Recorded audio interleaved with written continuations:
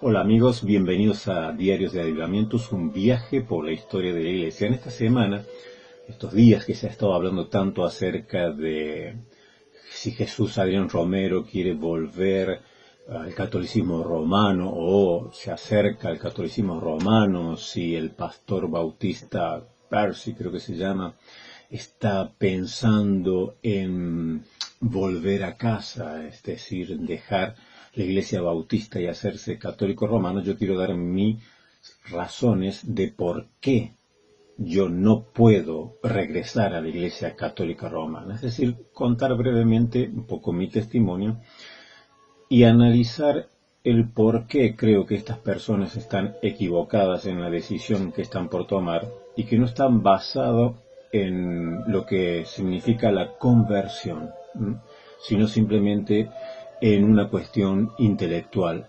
meramente racional. ¿Te gustaría compartir tu historia con nosotros? No, la verdad es que no. Bueno, los que me conocen saben que yo nací siendo muy niño y me bautizaron en la Iglesia Católica Romana y que yo voluntariamente, a una edad que no es la común, hice la primera comunión y recibí la confirmación y lo hice porque realmente tenía hambre y sed de Dios y porque disfrutaba estar en la iglesia, estar en la capilla del colegio, estar en misa. Todas esas cosas para mí eran una búsqueda intensa de Dios. Y un día un amigo me dijo, ¿por qué no vamos a una plaza cerca de donde yo vivo, que había una campaña evangelística? Dice, vamos allí y nos reímos un rato, nos burlamos un rato de estos evangélicos. Y bueno, me pareció una buena idea y así fue que llegamos allí en una campaña, típica campaña pentecostal evangelística en una plaza y bueno, nos burlábamos, realmente nos estábamos riendo de lo que hacían y yo me sentía muy enfurecido porque yo era un auténtico católico romano y cuando yo veía al evangelista, típico evangelista pentecostal, hablando, predicando así a los gritos y bueno, y levantando la Biblia y las canciones, los coros pentecostales, yo me enojé porque, claro, eso iba contra mi concepto de liturgia y de la reverencia que se tiene que tener acerca de Dios. Bueno, en un momento una de las personas que estaban allí, una mujer mayor, se nos acercó y nos dijo, chicos, ¿por qué no pasan al frente para que el pastor ore por ustedes? Al final de la reunión siempre se invitaba a las personas que pasaran al frente y el evangelista les imponía las manos y oraba por ellas. Y bueno, nosotros pasamos así en plan de diversión, en plan de reírnos. Y yo recuerdo que cuando pasé y estaba allí al frente y el evangelista hizo así para tocarme, yo me caí hacia atrás.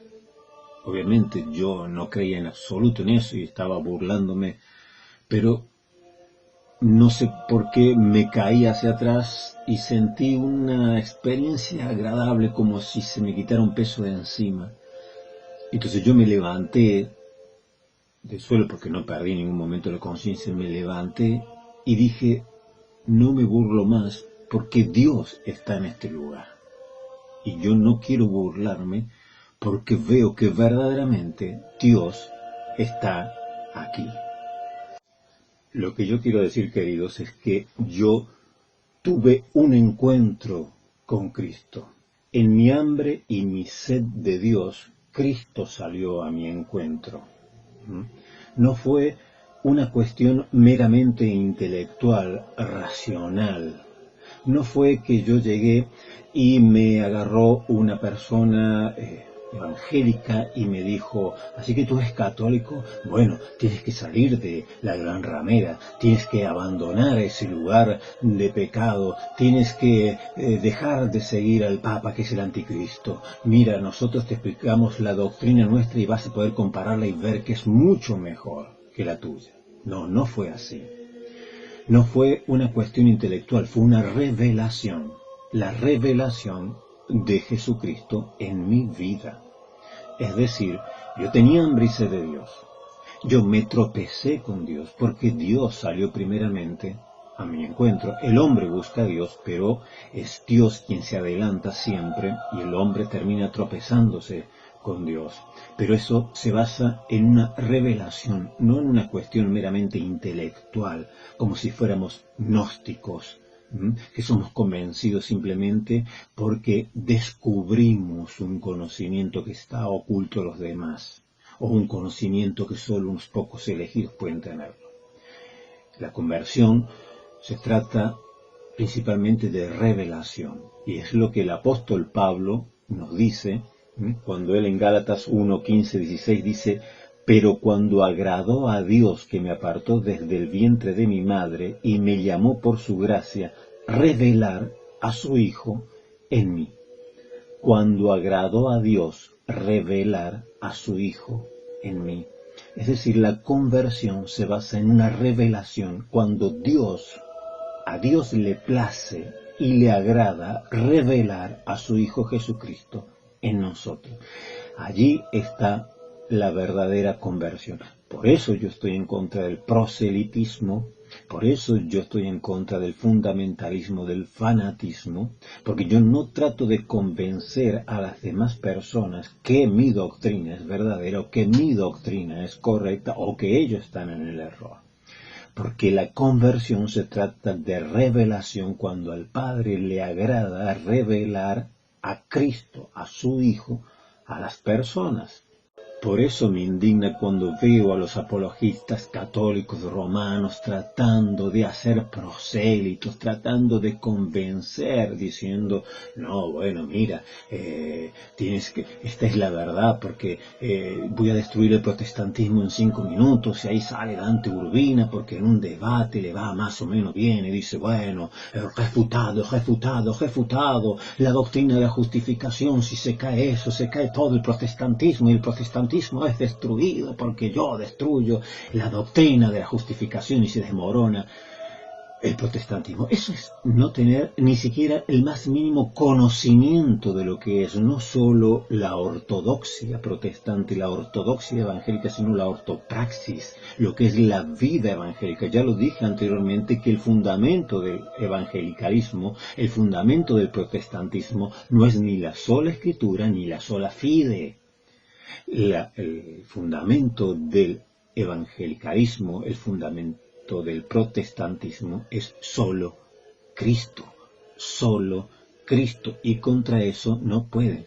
Nosotros somos solo Cristo. Por eso cuando atacan a la sola escritura y se cree que con eso destruyen el protestantismo, cuando atacan a la sola fide y se cree que con eso destruye el protestantismo, es porque no tienen idea, no se dan cuenta que es por revelación, no por gnosis, no por transmisión de un conocimiento.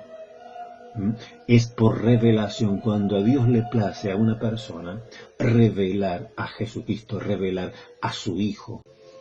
Los apologistas católicos romanos quieren utilizar los métodos que son típicamente protestantes, ¿no? Como el análisis de las escrituras, el examen de las escrituras, y tratan de convencer de que su doctrina es verdadera y que los protestantes estamos equivocados, pero utilizan los mismos métodos que los protestantes, porque no entienden que la ortopraxis protestante evangélica se basa en la revelación de Jesucristo, no en solamente o meramente en una disputa intelectual de conocimientos o de doctrinas.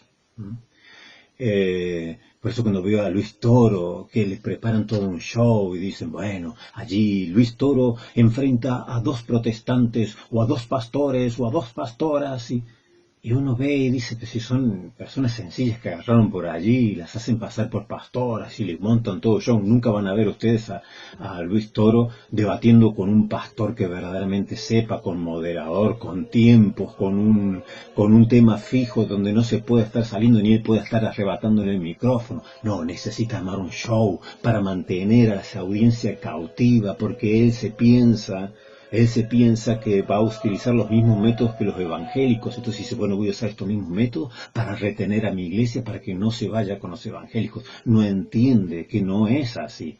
Esto me hace acordar, ¿sabe? Luis Toro me hace acordar al rey Juan Carlos. Al rey Juan Carlos, que es el padre del rey actual, Felipe, que son de los Borbones, ¿no? Ustedes saben que el rey, bueno, no sé para qué sirve un rey, pero el rey, básicamente le gustaba la casa mayor. Es decir, aparte de coquetearle a las mujeres de los demás, le encantaba la casa mayor. Ir a cazar elefantes, ir a cazar cazar osos. Y claro, lo llevaban a Rusia a cazar osos al rey. Bueno, claro, pero lo que pasa es que se agarraba unos melocotones con vodka, el rey se agarraba allí unas borracheras, porque le encanta beber a Juan Carlos, y bueno, entonces, ¿qué hacían? Porque para que pudiera cazar al oso, lo emborrachaban al oso también, le daban los rusos, al oso le daban vodka, y entonces lo soltaban al oso borracho. Claro, el problema es que el oso estaba borracho y el rey también estaba borracho. El rey veía dos osos, así que no sabía cuál dispararle. Y el oso veía dos reyes, así que no sabía a cuál atacarle. La cuestión es que el rey, bueno, al final terminaba con una borrachera bárbara, no mataba a ningún oso. A lo mejor cazaba a algún de los guías, porque lo veía ahí todo envuelto con pieles, con gorro de pieles. Bueno, dice, mira, le disparaba lo primero peludo que encontraba. Pero el oso se iba contento, se salvaba. De una borrachera se le pasaba al oso y bueno, y el rey también. ¡Ahora! ¡Que no escape! ¡Sí! ¡Esperen! ¡Esperen! ¡Soy yo! Pero hacían todo este show, ¿no? Para mantener contento al rey, para que más o menos dije, oh, me voy de casa. Lo emborrachaban al rey y al oso. Y era todo el show, ¿no?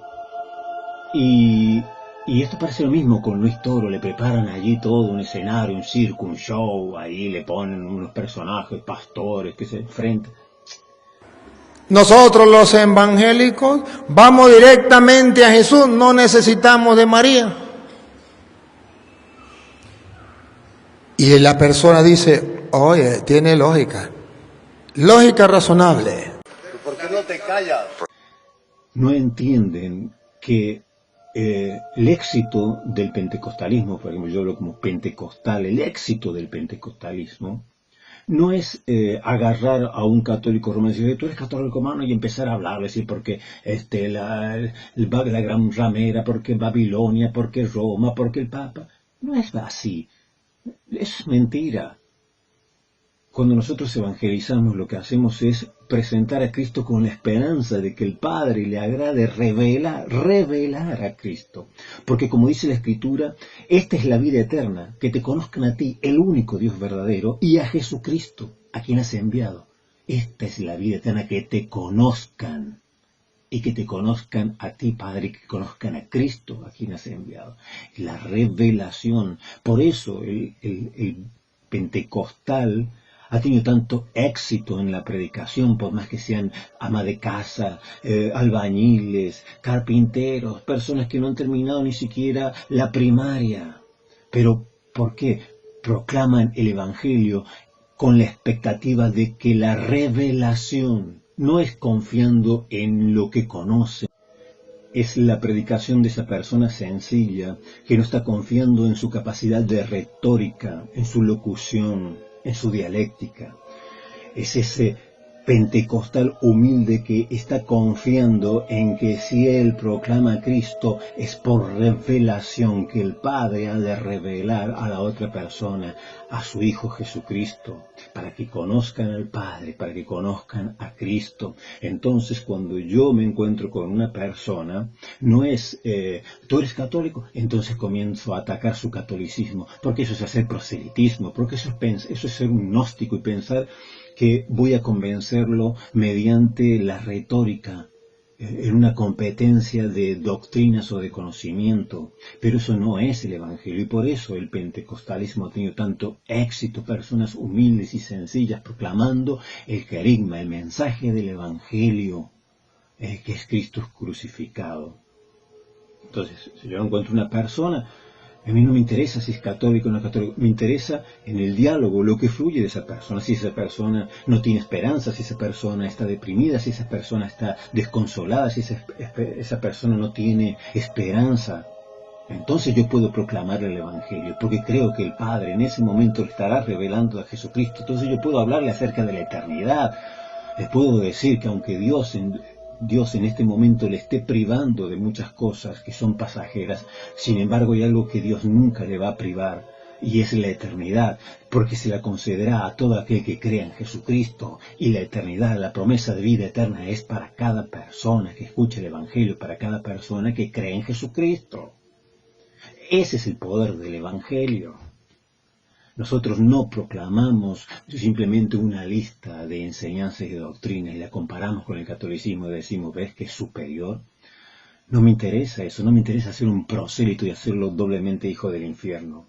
A mí lo que me interesa es proclamar el carisma, proclamar el Evangelio. Hablamos de eternidad, hablamos de Jesucristo, aquellas personas que están sin luz, sin esperanza. Por eso nosotros vamos siempre con el farol del Evangelio, alumbrando nuestros pasos, alumbrando nuestro camino, y también nos acercamos a las demás personas y esa luz del Evangelio alumbra a aquellos que están en tinieblas. Pero si a otra persona está con un farol también del Evangelio, no se trata de dar una guerra de farolazos y darnos por la cabeza con los faroles, porque eso es hacer proselitismo. Predicar el Evangelio es llevar la luz del Evangelio que alumbra nuestros pasos y acercarnos a aquellos que están en tinieblas para que también vean ellos en la luz de Cristo, les resplandezca la luz de Cristo. Entonces yo veré si esa persona no tiene expectativa, no tiene esperanza, yo puedo hacerle entender de que es creación especial de Dios y que Dios la dotó con cosas especiales, particulares. Es una creación personal de Dios, que Dios ha pensado en él cuando lo creaba, y no solamente que Dios pensó en él cuando lo creaba, sino en este mismo momento en que yo le estoy proclamando el Evangelio. Dios está pensando en él, por eso Dios le está acercando el Evangelio, la esperanza de vida eterna, que aunque Dios te prive en esta tierra de todas las cosas, hay una sola cosa, la más importante de todas, que nunca te priva a Dios, y es de la vida eterna todo aquel que cree en Jesucristo. Eso es el poder del Evangelio. Por eso el pentecostal tiene éxito cuando predica, porque no nos basamos en la gnosis, nos basamos en el poder de la revelación. La conversión es por revelación, y eso es lo que no entienden los apologistas católicos romanos. Hay un canal católico que yo recomiendo muchísimo, es de mi hermano Matías Lescano, se llama Católico Conoce tu Fe. Él siempre habla acerca de esto, de que la predicación del Evangelio, la conversión, no es por gnosis, por un mero conocimiento, por una mera formulación de cuestiones doctrinales, es por revelación. Que el católico que hace proselitismo no va a conseguir nada, porque actúa igual que los gnósticos. Es por revelación, cuando a Dios le place revelar a su Hijo en los corazones. Entonces, ¿por qué yo no puedo regresar al catolicismo romano? Porque Dios ha revelado a su Hijo en mí. Y yo no me puedo guiar por un mero conocimiento intelectual, me guío básicamente y fundamentalmente porque el Señor ha revelado a su Hijo en mí, y así le plació revelarse. Entonces, si un católico, un evangélico me dice, mira, me voy a hacer católico, y yo le pregunto, ¿por qué? Bueno, porque estaba orando y porque el Señor me dijo que tengo que ir a la Iglesia Católica Romana. Yo no le voy a discutir si él está convencido de que esa es la revelación, si el Señor se ha revelado así. Yo no lo voy a discutir, porque no hay otra forma de convertirse por medio de la revelación. Ahora, si me dice, no, bueno, es que yo estoy comparando las doctrinas, comparando la liturgia, comparando la enseñanza, es lo que está pasando con Jesús Adrián Romero, o con este pastor bautista. ¿Por qué están equivocados? ¿Por qué eso no resulta? Regresen a casa. Eso es falso. Miren, ¿sabe qué pasa? Yo me he movido hace muchos años, me muevo en el ambiente pentecostal. ¿Cuál es la diferencia entre un pastor y un sacerdote? El sacerdote, si entra en una crisis de fe, él puede ir a su superior, a su obispo, y decirle, mire, estoy en una crisis de fe, quiero dejar la parroquia, y no hay problema. O sea, él deja la parroquia, viene otro, el obispo le da una recomendación, se va a una de esas tantas casas hermosas que tienen la Iglesia Católica Romana, casas de retiro, para los propios sacerdotes, lugares no solo monasterios, sino casas de retiro espirituales. Y allí puede tomarse un año sabático y estar en meditación y en oración, retomando esa vida espiritual. No tiene ningún problema. Pero el pastor no. El pastor, nuestros pastores, no pueden dejar la congregación. Nuestros pastores no tienen dónde ir a tomarse un año sabático. Los pastores tienen que estar allí al pie del cañón, tienen que estar allí batallando, luchando, quitando piedras, haciendo barbecho, quitando espinos, labrando la tierra, sembrando la tierra, regando la tierra, velando día y noche para que el enemigo no introduzca cizaña, trabajando en la obra. No puede desligarse de las almas de su rebaño y decir, bueno, me voy a tomar un año sabático. Ojalá pudieran hacerlo, ojalá las organizaciones tuviesen la capacidad de brindar al pastor que está agotado anímicamente, que está agotado espiritualmente, de brindarle la oportunidad de hacer un año sabático. Pero no se puede, esa es la realidad de nuestros pastores. Por eso llegan a veces algunos a un agotamiento emocional, a un agotamiento espiritual. Y bueno, y luego miran hacia la Iglesia Católica y dicen, bueno, allí están mejor contenidos los sacerdotes, allí están mejor contenidos los obreros. Esa es la realidad. Yo recuerdo que un día estaba dando clases en el campo, en un lugar de monte, estaba dando clases bíblicas, y salí afuera en un momento y encontré al pastor que estaba allí llorando solo, porque tenía a su hijita enferma y no tenía dinero para hacerla atender. Esos son nuestros pastores pentecostales. Nuestros pastores pentecostales no son Guillermo Maldonado, ni Cash Luna, ni Goebbels con sus fortunas o siendo magnates del Evangelio. Eso no representa el pentecostalismo. Nuestros pastores pentecostales están allí sufriendo, llorando, día tras día, porque no tienen los recursos necesarios, porque tienen las rodillas peladas, porque tienen los pies cansados, porque tienen las manos lastimadas de trabajar arduamente en la obra, incansablemente, y no pueden tomarse ni un día de descanso. Por eso llegan a veces al agotamiento.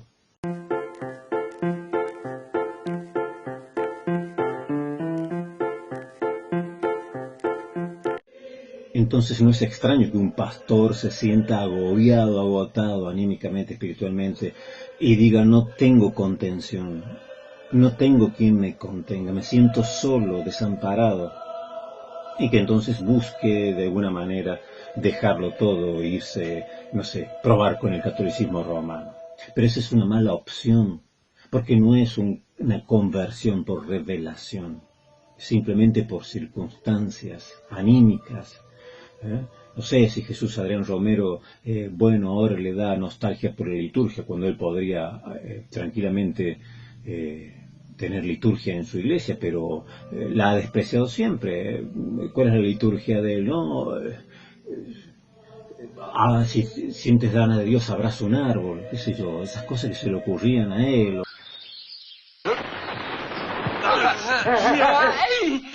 No pensé que hubiera tanto. O celebra Halloween y ahora siente nostalgia por la liturgia. Es decir, y el otro pastor, Percy Bautista, no sé cómo se llama Percy, bueno, Bautista, no sé cuál será su caso particular, pero no habla de revelación, ¿no? Sí, porque el Señor me reveló que tengo que ir a la Iglesia Católica porque tuve un encuentro con el Señor. No, porque tal vez porque estoy agotado, porque estoy cansado, porque he tantos años, porque me he encontrado con esto, me he encontrado con otro. Es una mala decisión. Es una mala decisión cuando no estás basando esta conversión, este cambio, no está basado en una revelación de parte de Dios, sino que está basado simplemente en una cuestión, en un conflicto intelectual, en un conflicto racional, en un conflicto emocional. Entonces, no canten victoria los católicos romanos que piensan que por estos 2, 3 o 10 o 100 ejemplos que puedan juntar está pasando algo. No está pasando absolutamente nada. Todos estos conflictos yo hace años que los veo. Yo mismo pasé por ellos. Yo les conté que yo estuve en el mismo tiempo que Santiago Alarcón se hizo católico. Yo no lo conocía, no tenía ni idea de quién él era, y yo estaba orando por si tenía que volver a la Iglesia Católica Romana. Porque también uno siempre en sus conflictos, en ver todas estas cuestiones y la propia idiosincrasia de lo que es el mundo evangélico, pensando si debía volver a la Iglesia Católica Romana. Pero no me basé en una cuestión intelectual, porque yo sabía, ¿y qué hago con la Inmaculada Concepción de María? Bueno, no es una herejía, tendré que aceptarla y bueno. ¿Y qué hago con el papado? Bueno, No es una herejía creer en la primacía universal del Papa. Puedo aceptarlo, puedo con ello. ¿Y qué pasará con otras cosas? Y bueno, puedo con ellas. Claro, yo pensaba decir, ¿qué pasaría si un día se aprueba el quinto dogma que sería mariano, que sería María Corredentora? Porque eso sí que sería una herejía. Y bueno, ahí me frenaba un poco. Pero no es que yo no decidí no regresar al catolicismo romano por las cuestiones doctrinales. Yo decía, no, yo puedo con esto. Yo puedo, a mí nadie me va a obligar a postrarme delante de una imagen y besarla. Eso no te va a obligar a nadie. O sea, hay cosas que decía, yo puedo con esto. Pero orando entendí que no es la voluntad de Dios. Porque Dios ha revelado a su Hijo en mí, y es aquí donde debo estar, y es aquí donde debo mantener esta vida espiritual. Y no es una cuestión intelectual, no es una cuestión emocional, es una cuestión de revelación, de conversión, de verdadera conversión. Y por eso no he vuelto a la Iglesia Católica Romana, no volveré a la Iglesia Católica Romana. Porque le ha placido a Dios revelar a su Hijo en mí, aquí, donde estoy, y aquí permanezco firme, gozándome y también padeciendo en las dificultades que son propias de nuestra idiosincrasia, de la ortopraxis protestante. Pero no soy gnóstico para andar de aquí para allá a ver comparando doctrinas y a ver si esta es mejor que aquella.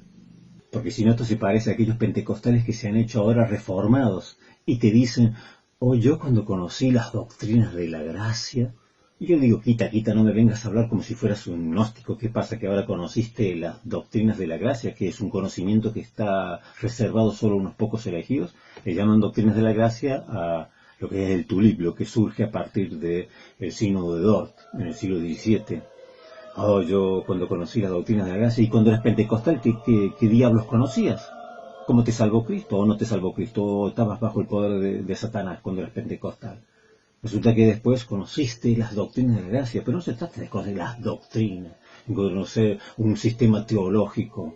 Es por revelación. Si Dios ha revelado a su Hijo en ti, no me vengas con conocimientos gnósticos reservados a unos pocos escogidos y elegidos.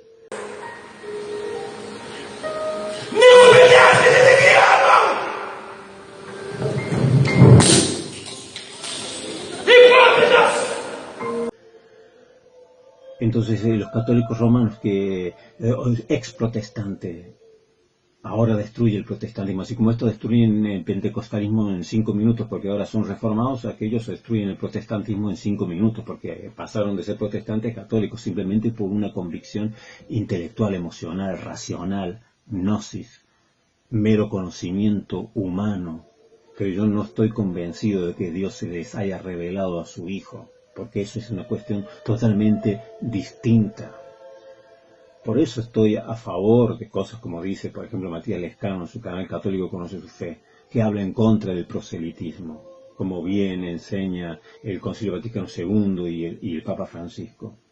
Porque el proselitismo es simplemente un tratar de convencer a la otra persona meramente desde el punto de vista intelectual, racional, como si se tratara de cambiar de partido político o cambiar de equipo de fútbol.